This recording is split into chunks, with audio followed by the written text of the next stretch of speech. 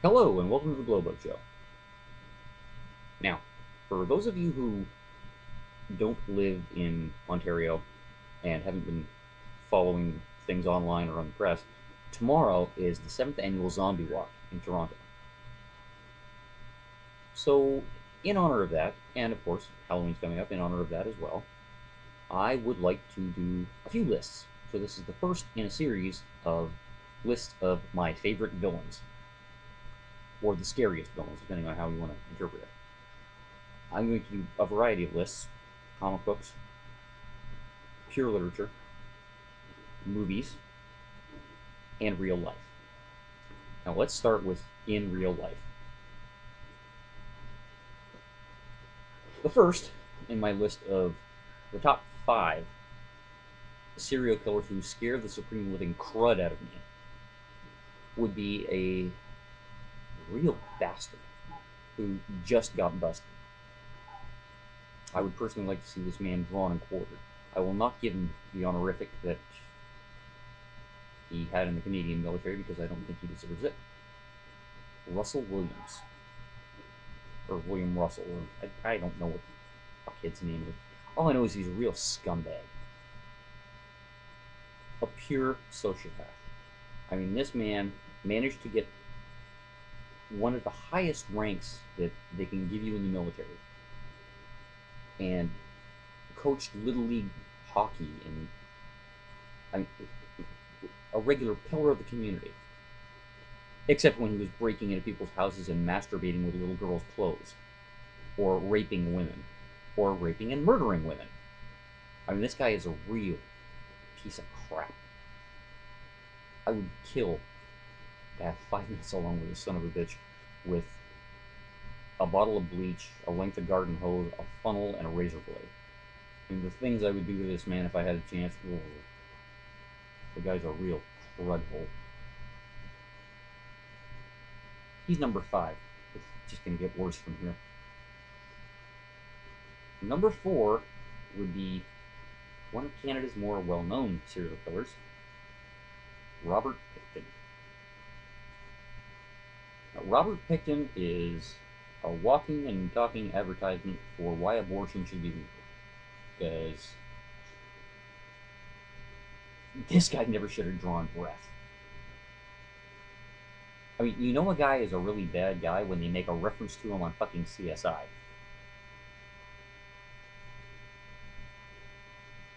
This creature had a pig farm out in Vancouver. Well, British Columbia. It wasn't actually in Vancouver. You don't have pig farms in big cities, not even in Canada. We're not that. We're Hicks, but we're not that bad. And he would pick up ladies of negotiable affections. Hookers. He'd pick up hookers.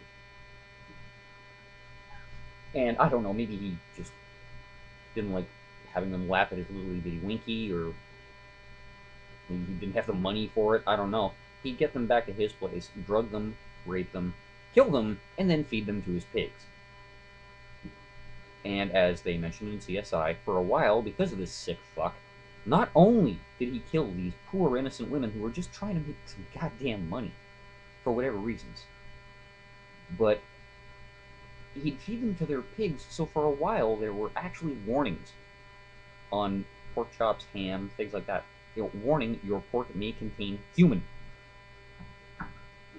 And a lot of people freaked out about that, with some justification, I think. I mean, I have no problem with cannibalism, but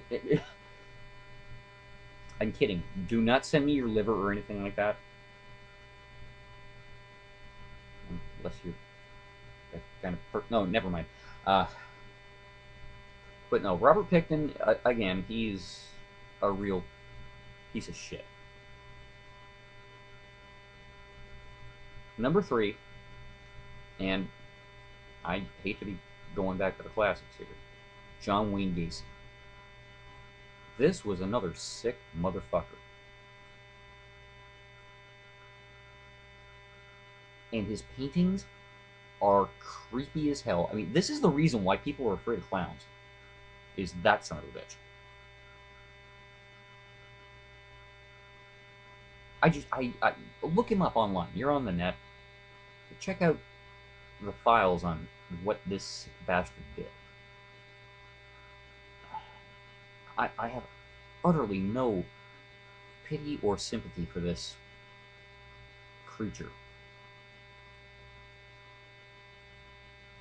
Number 2, and a lot of people are going to kind of go, wait a minute, why is this guy at number 2? But follow me on this one. Would have to be Ed Gein. Ed Gein was such a monster from Wisconsin, I believe. Don't quote me on that. I won't look it up. Ed Gein was such a monster that he inspired Norman Bates from Psycho, Leatherface from the Texas Chainsaw Massacre, Freddy Krueger, and a laundry list of other fictional villains. He was so vile. When they first busted him in the 50s, I believe it was, the cops who were first on the scene had to leave the house because it was that disturbing. They had to go outside and throw up. The man made furniture out of human bones. He made a lampshade out of human skin. He was a cannibal.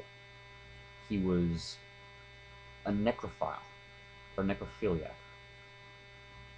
I'm not sure which the correct term is. The guy was a genuine monster. And I think he's one of the most terrifying creatures that the 21st century has produced. Now, you may have noticed that so far I haven't put on any real big sociopaths like Hitler, Stalin, Chairman Mao, Papa Doc Duvalier, any of those guys. I'm not doing world leaders who are actually nutjobs. I may do that later. But Ed Gein comes pretty damn close. I mean, to this day, they're not really sure how many people he killed.